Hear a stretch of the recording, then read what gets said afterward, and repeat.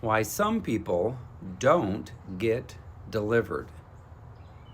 God gave all of us a free will to choose to obey Jesus and the Bible, or to stay in our flesh, pride, and sin. Many want to be delivered from their pain, their negative circumstances, their sicknesses, their diseases, broken relationships, and sadness.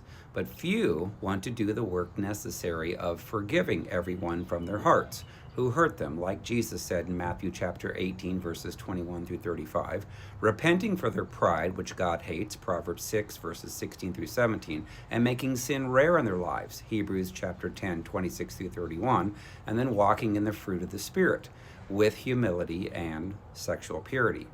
Religious people who operate in the Jezebel spirit would be diagnosed as narcissists from a psychological perspective.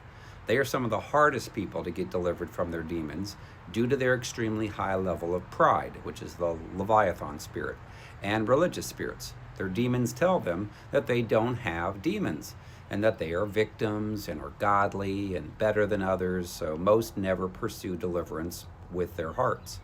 So until a person is serious about wanting to change from living in their flesh, justifying staying in their sin, to then walking in obedience to the Lord and the fruit of the Spirit, then they will not be delivered from their demons oppressing them. So you can have a spouse that you want to see change and behave in a godly way, parents that you want to have love you unconditionally, children to behave obediently, anyone, and you can fast for them for 40 days. Pray for hours for them, but at the end of the day, if they don't want to change, then they have every right not to. God will not override their free will to reject walking in obedience to Him. So pray that the scales are removed from their eyes to see the truth, and then give them to God, as He will continue to work on them to try to bring them to the end of themselves. James chapter 4, verses 1 through 6 says, "Where do wars and fights come from among you?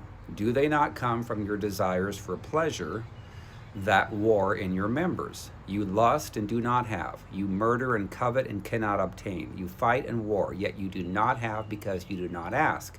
You ask and do not receive because you ask amiss, that you may spend it on your pleasures.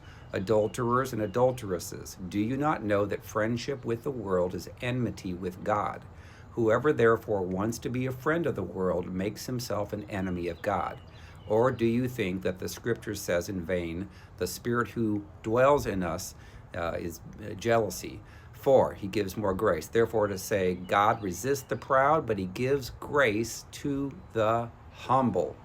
All right, so I have a book called Freedom from Soul Wounds and Demons, and it's been helping thousands of people to change from the flesh to walking in the fruit of the Spirit, to get delivered from their oppressive demonic spirits that they hear thousands of times a day.